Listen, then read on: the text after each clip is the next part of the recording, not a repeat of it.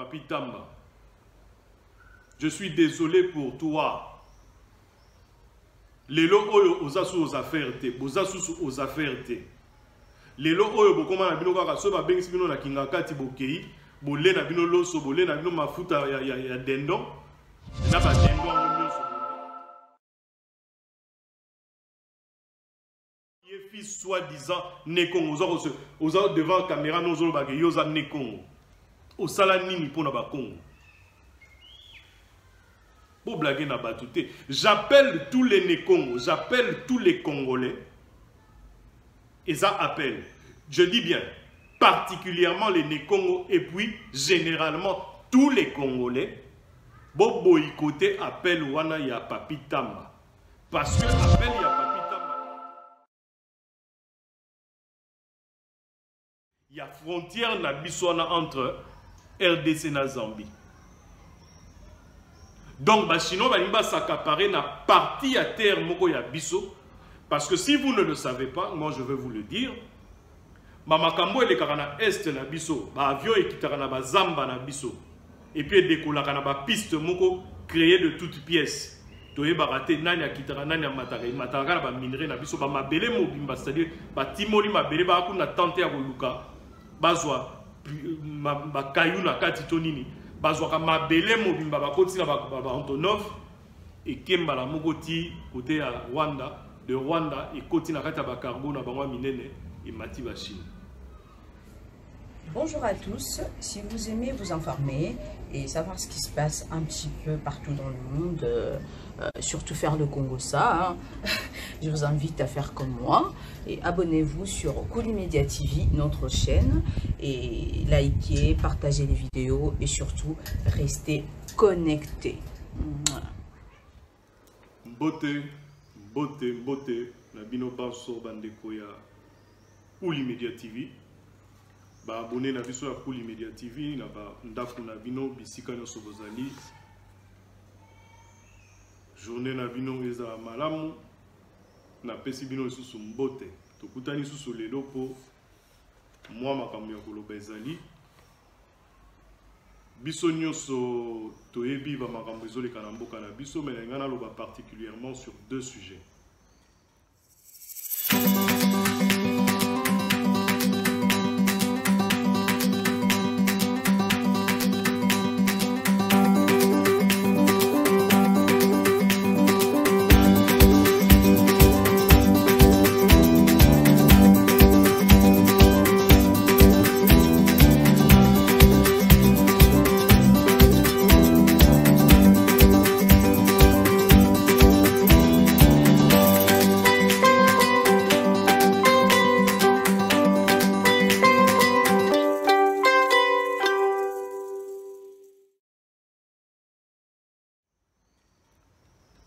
Batunyo so baza abonné na chaîne Nabiso, la chaîne de l'excellence, ya Kuli Media TV, ba ebi que na émission na nga suka na lobaki na kolobela makambi ya Royaume Congo.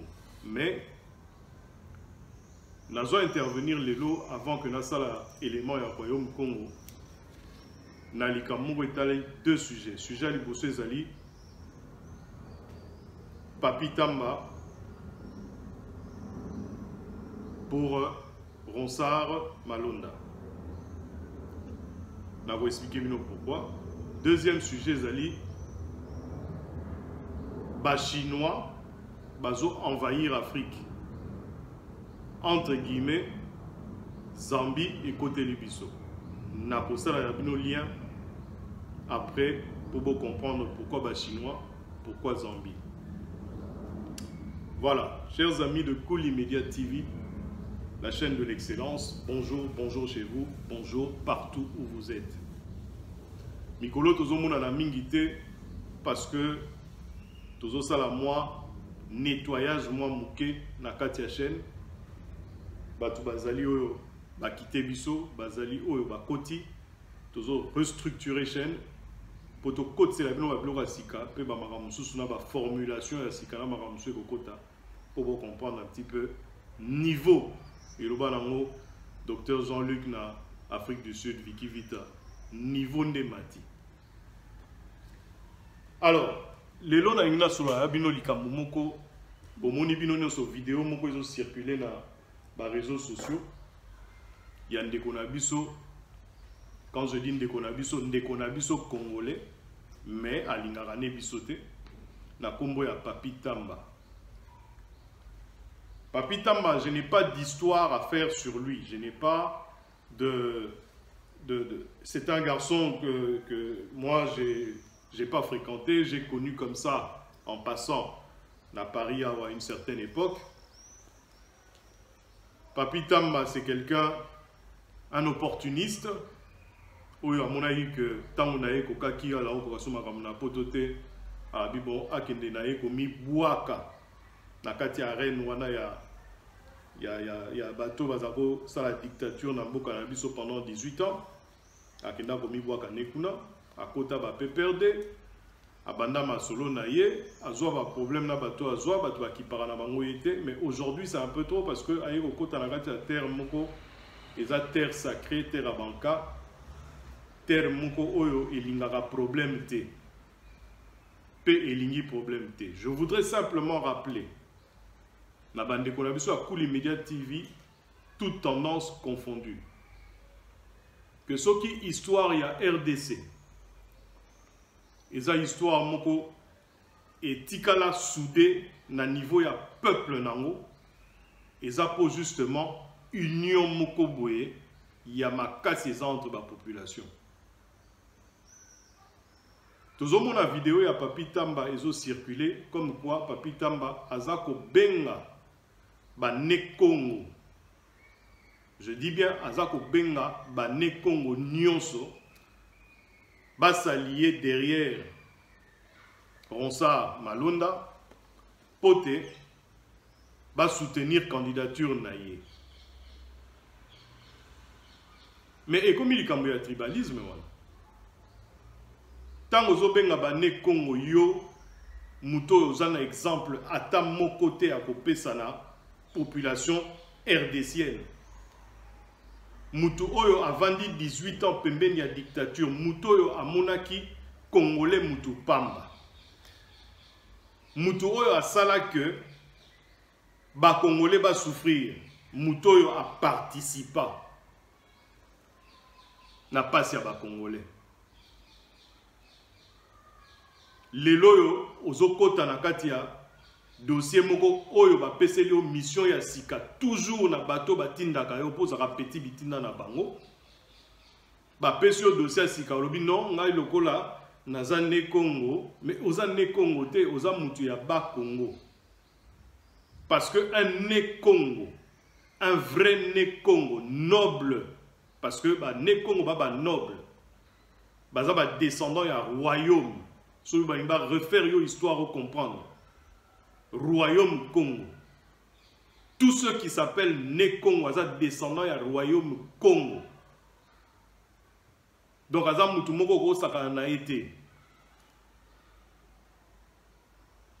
Oh, ils ont devant bino votre serviteur Ombre Lili, descendant de Né Congo. Descendant de la royauté, fils d'un noble. En plus, petit-fils du roi Kassa. Oyo président Kassavubu. Nakati ya Tingini, Nakati ya Mboka Nae, c'est le roi Kassa, le roi de Bakongo.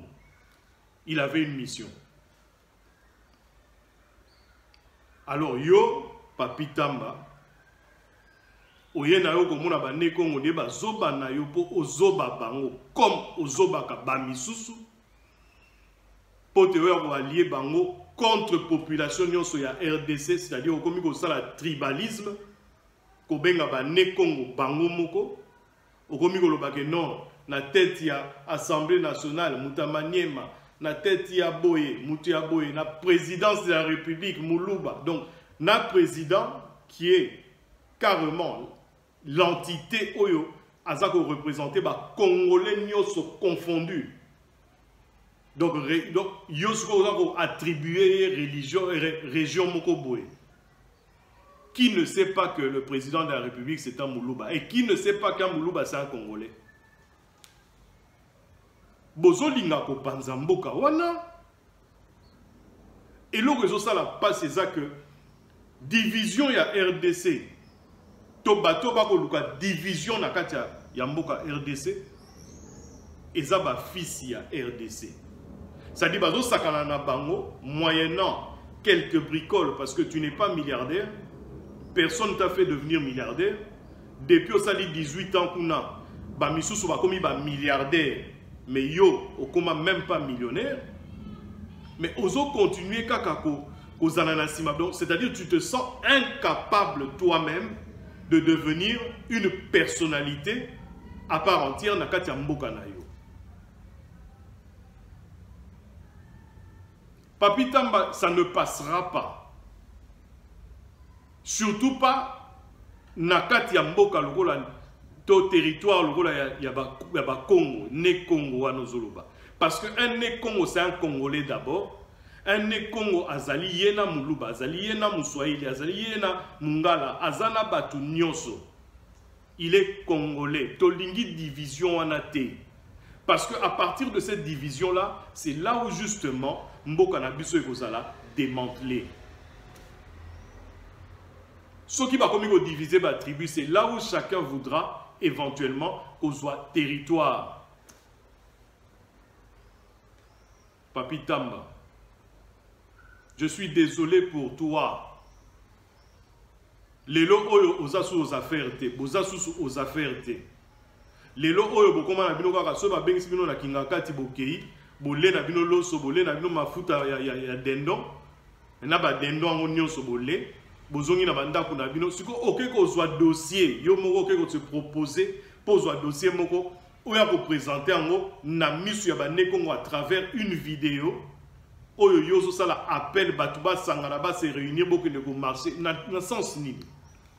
Tu n'as aucun respect déjà na ba oyo ba bengaka ba sage ya Congo central. Ba okenda ko mona bango. Mwana nseme azo croupir na prison. Azaro kufa à petit feu. Depuis quand yo Papi Tamba osala appel na ba ne Congo pour ba soutenir mwana nseme. Depuis quand pendant 18 ans, Papi Tamba au benga manifestation moko boepote banaya bakongo ba ne Congo bako babozala na position moko ya amélioration ya ba vie na bango na kati ya bakongo. Depuis quand? Au contraire, on a vu des gens comme nani ya bosolo na politique nani Israël Mutombo qui est parti jusqu'à Matadi pour faire un reportage pour la relaxa. Babiloko bakoko sala sous ba structure bako remonter entre autres le stade et tout ça, activité ni négozo na kati ya territoire. Toi qui es fils soi-disant né Congo, oza devant la caméra nozolo ba ke yoza né Congo. O sala nini pona ba Congo. Pour blaguer na batouté, j'appelle tous les né Congo, j'appelle tous les Congolais. Et ça appelle. Je dis bien particulièrement les Né-Congo et puis généralement tous les Congolais, bo boycotté appel wana ya Papi Tamba. Parce que appel ya Papi Tamba, ezali appel mon côté personnel nano et outi na directive ya batu oyo baza likolo na ye, oyo baza ba patron na ye, po yaza domestique na bango, batindi ye lisusu mission po te a retroubler mboka. À cause de sa tribalisme. A Panzaba ne Congo, na bandeko na bango baza ya Kasai, na bandeko na bango baza ya Baswahili, na bandeko na bango baza ya Lubumbashi soki wapi, bandeko na bango baza ya Kivu, bandeko na bango baza ya Bandundu, bandeko na bango ya partout. Batindie a cassé relation wana, a monté bango. Depuis quand le Congolais a commencé à discours Yaba tribu? Toboyi Makambouana. Toboya yango déjà depuis.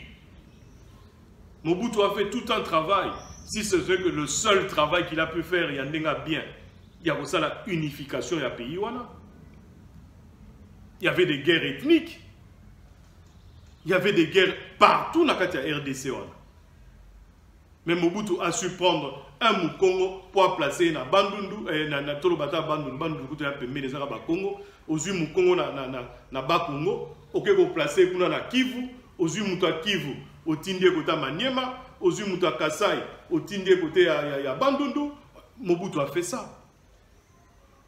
Et personne ne parlait de religion, même de religion. Personne ne parlait ni de religion, ni d'ethnie, ni de je ne sais pas quoi. On parlait tous le même langage. On parlait du Congo. On parlait du Congo, Papitamba.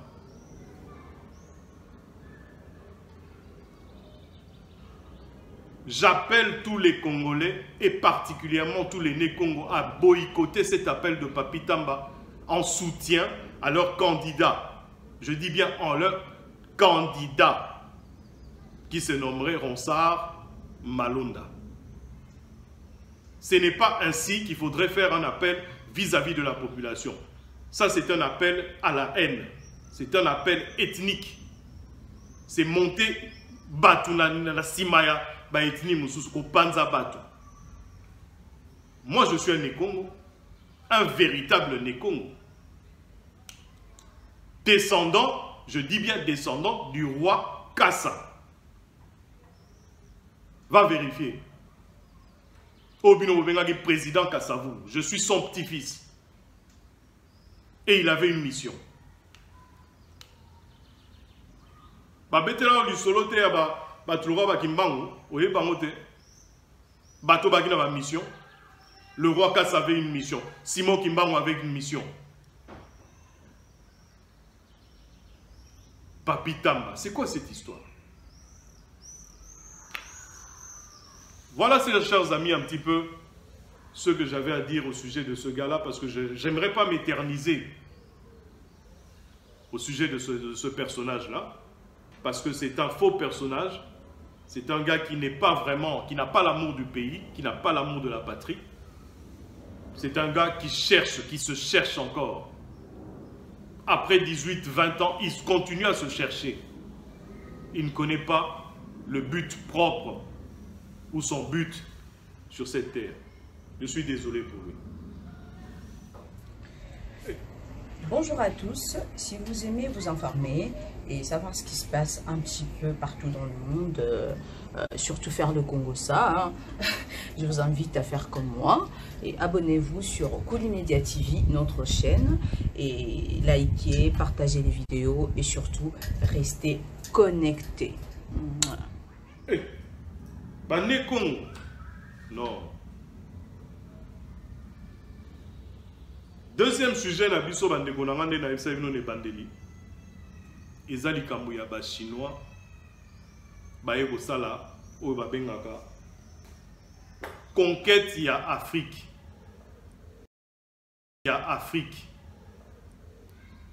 Certains de mes amis oyo tozakana bango elongo soki tozo sala ba débat tozo solola balobaka que non. Ah mais côté moko botala ça fait soki combien de décennies, plus de 3 décennies.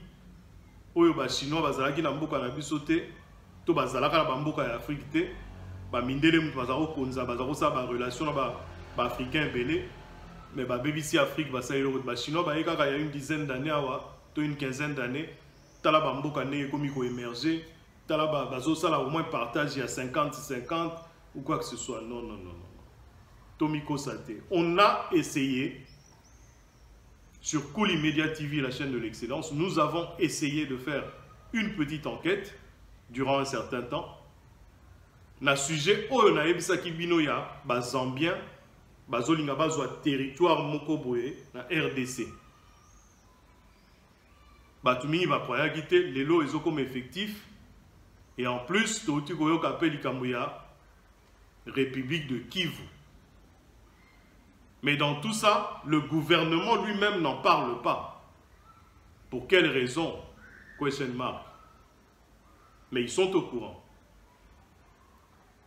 On a même vu le docteur Mukwege en parler. Ça veut dire que c'est sérieux. Batuboye ba ke makambo tozako lobaka mikolo na mikolo eza makambo ya sérieux. Maintenant, je vais expliquer pourquoi ba chinois baza batumabe. Problème otoza nango ya invasion ya ba Zambien na RDC. Botala boyoka origine nango. Nous sommes à Lusaka. Lelo oyo soko ke na Lusaka na mboka wana. Chinois mutakoma ko konza Zambi Mobimba. Je répète encore. Chinois a commis patron ya Zambi Mobimba. A côté ba industrie naie, a côté ba école naie, a côté vie naie, c'est-à-dire le chinois a commis autochtone, c'est-à-dire a commis la place ya Zambien. Je vais vous donner un exemple. Dernièrement, un couple zambien na chinoise. C'est-à-dire, mon bal est zambien, moi c'est chinoise. Bah, que non, voilà, moi c'est mon bal est que non, voilà, bazo vivre dans Lusaka. Ceci, ce que je vous dis là se passe à Lusaka. Bazo vivre dans Lusaka, alors, bah décider que non, moi c'est non, on a invité papa, papa zambien, mon bal est token de kolia na restaurant ya biso ba chinois na l'action moi ba plat mususu oyo biso tozaka nango makasi pesa na kitoko ba longwe inde nanda kuna bango direction restaurant ba koma na porte à restaurant ba yambi bango na moi si mo kazala restaurant za chinoise ndeka ezaka na entrée à restaurant voilà OK mais maman a kokota na ye, mais papa oyo a kokota te. Oh, moi ça vient à kokota te, mais mobali na ngata. Oui, oui.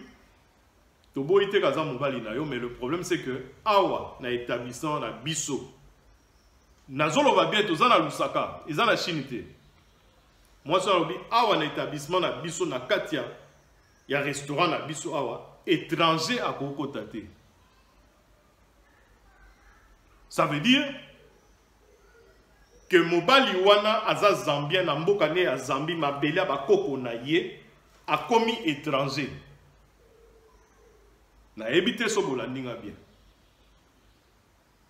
Bilili eza wana masolo na zobete eza masolo ya lokutate po bilili ya mwa bozomona couple amu. Ça se passe à Lusaka. Deuxième des choses, c'est que dernièrement, Soussou, ma maman moko ba ye mbangu ti na hôtel de ville à Lusaka toujours, kolukana ni koluka maire de la ville. À peu près 7 mamans, une dizaine on va dire, ba ye na mairie, ba ye kotala nani maire de la ville. Likamudi ni ba maman, hôtel problème na biso ezali ke ba papa na biso, ba papa bana. Bazoni nda côté ça fait une semaine depuis bakena misala tozomona bango te mais basala kawad oh et pas ya Chunchincha oh entreprise on a mona wana na kwa ya Chunchincha mais bazawana to éviter pour bakena ki misala depuis dimanche wana kuna ça fait à peu près 7-8 jours bazozonga te na ba téléphone so to bengi bango tozozwa bango te mais non c'est pas possible ça c'est vraiment grave cette histoire il faut d'abord vérifier. Le maire de Lusaka, le maire de la ville, c'est-à-dire le kola André Kimbuta to le kola oyo akomisiko oyo mikolo yo a telemi na bureau na ye na batu na ye ake inde bilili yango bozomona ti na entreprise wana ba chinois a koti. How are you? How many sleep in here? 6. No social distancing.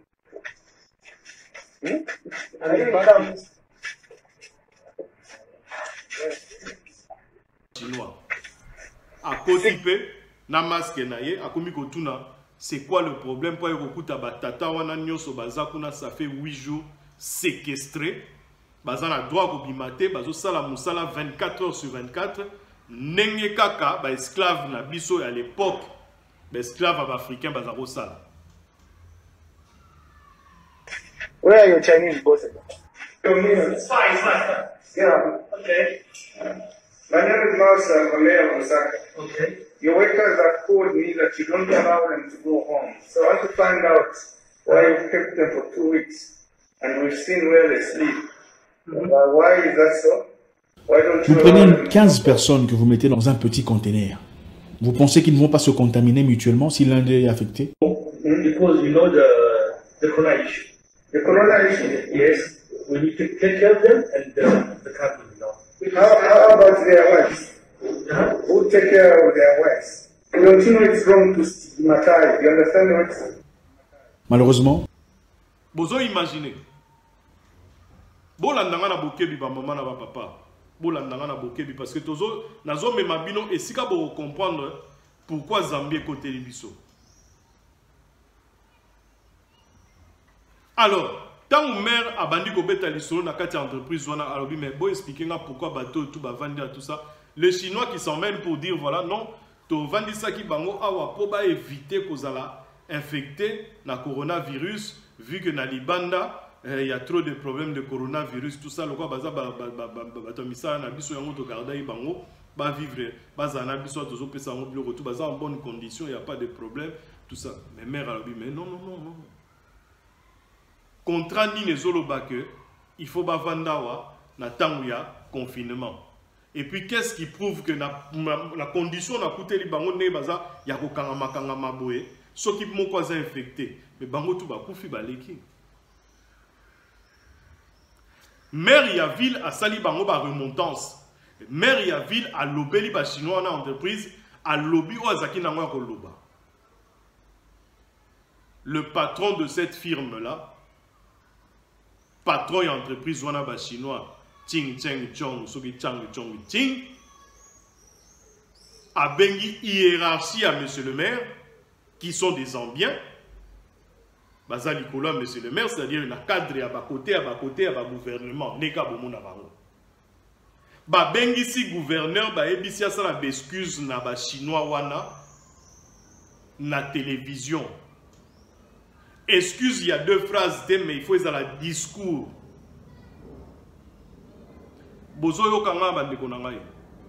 Ça veut dire que Zambie Zambie pays moko boye Zambie na minute oyo eza sous colonisation ya Chine. Maintenant, le problème c'est que Zambie azana mbongo te ya kosakana ya grave azana ressources te ko memele finance ya makasi. Mais azana frontière na biso ya RDC.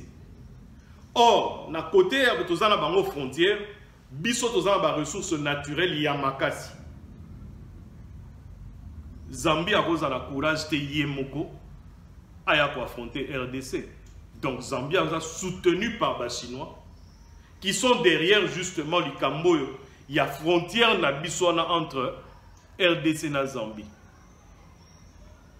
Donc les Chinois va s'accaparer na partie à terre moko ya biso parce que si vous ne le savez pas, moi je vais vous le dire. Makambo ele karana est na biso, ba avion ekitaka na ba zamba na biso.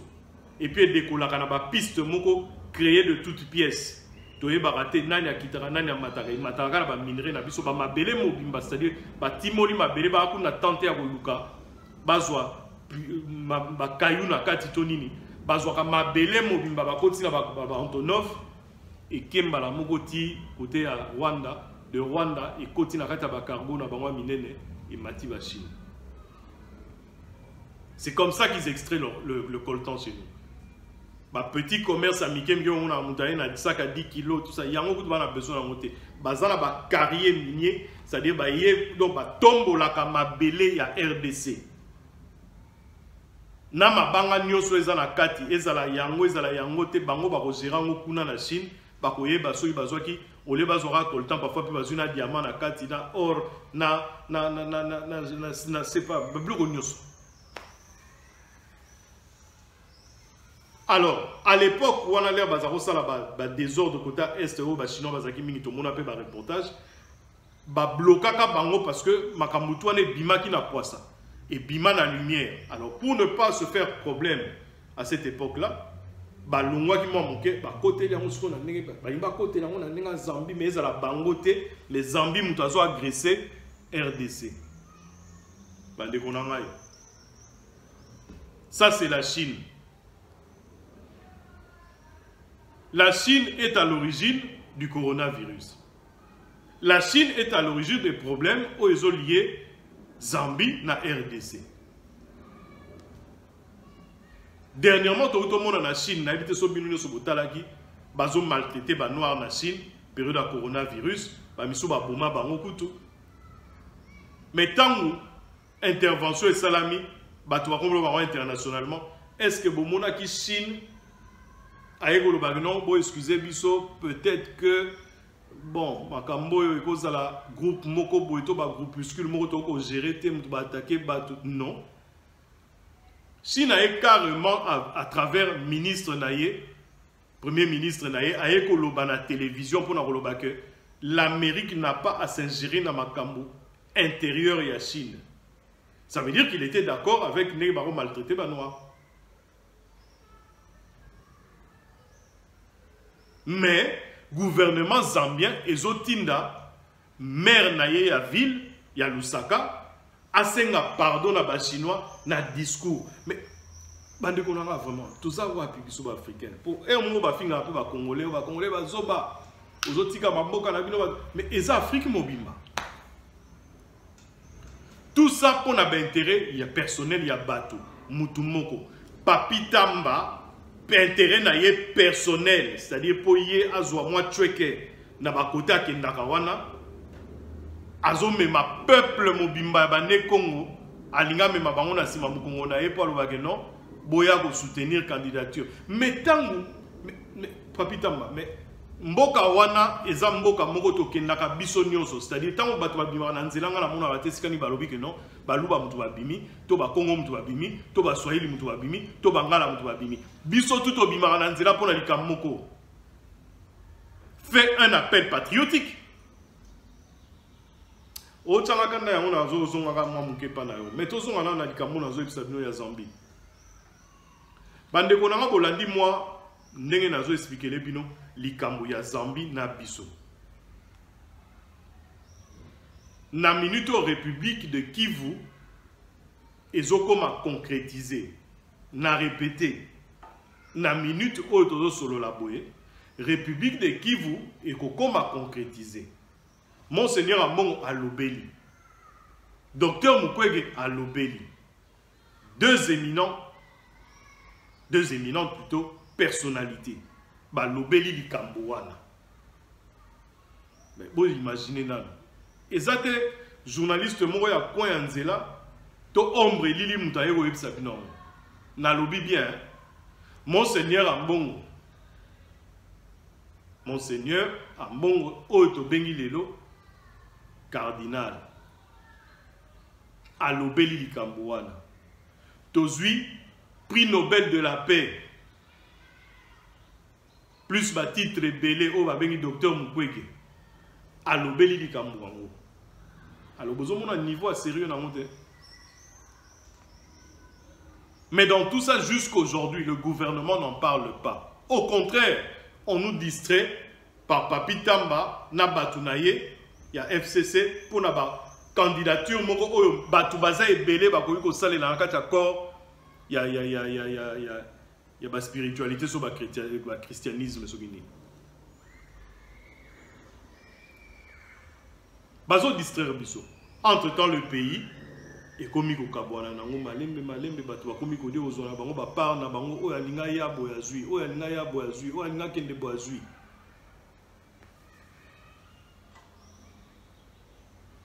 Bande ko nangai pour na clôturer émission nanga lelo bo sangana to zala mutu moko RDC ko zala divisé te. Ne Congo ou pas ne Congo, Muyombe ou pas Muyombe, Muswahili ou pas Muswahili, Muluba ou pas Muluba, Mungala ou pas Mungala, on est d'abord Congolais dans le fond de nos cœurs. Ba patriote to lingaka mboka na biso soki to lingaka yango il faut tous ala ensemble tous ala indivisible ba appel le roi ba appel ya mutu le roi Papi Tamba ils a appel moko à la haine au tribalisme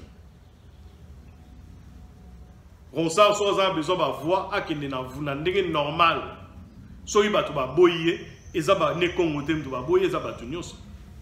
eza kutu baluba kaka te baboyi to baswahili te to bangala te ezali ba RDCien nyonso baboyi na bango mutu na bino bapesaki mpe ba raison pourquoi baboyeli ye parce que aza na balien na batache na mutu moko boyebi ce qui est tout à fait légitime et normal. Bandeko na ngai ba RDCien na ba RDCienne bandeko na ngai tolekisa makambo boye te tolinga mboka na biso tomeka kozala ba objectivité tomeka kotala makambo oyo vraiment bien.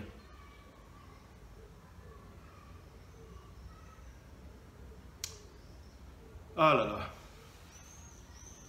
Boza malamu na mabota na bino. Tout le monde est na mikolo. Merci beaucoup.